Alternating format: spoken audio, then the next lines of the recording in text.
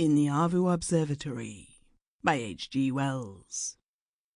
The observatory at Avu, in Borneo, stands on the spur of the mountain. To the north rises the old crater, black at night against the unfathomable blue of the sky. From the little circular building with its mushroom dome, the slopes plunge steeply downward into the black mysteries of the tropical forest beneath. The little house in which the observer and his assistant live is about 50 yards from the observatory, and beyond this are the huts of their native attendants. Thady, the chief observer, was down with a slight fever.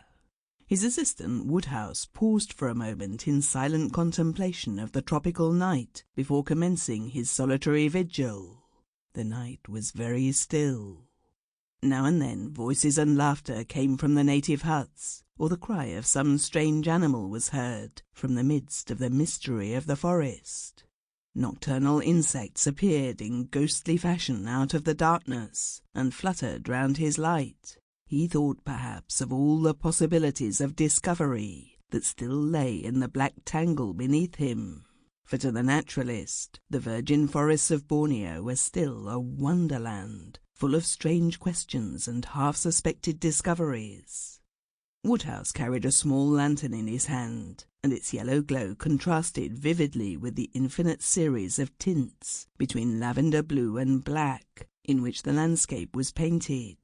His hands and face were smeared with ointment against the attacks of the mosquitoes. Even in those days of celestial photography, work done in a purely temporary erection, and with only the most primitive appliances, in addition to the telescope, still involves a very large amount of cramped and motionless watching. He sighed as he thought of the physical fatigues before him, stretched himself, and entered the observatory. The reader is probably familiar with the structure of an ordinary astronomical observatory. The building is usually cylindrical in shape, with a very light hemispherical roof, capable of being turned round from the interior. The telescope is supported upon a stone pillar in the centre, and a clockwork arrangement compensates for the Earth's rotation, and allows a star once found to be continuously observed.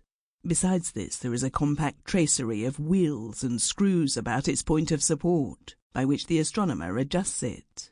There is, of course, a slit in the movable roof, which follows the eye of the telescope in its survey of the heavens. The observer sits, or lies, on a sloping wooden arrangement, which he can wheel to any part of the observatory, as the position of the telescope may require. Sample complete. Ready to continue?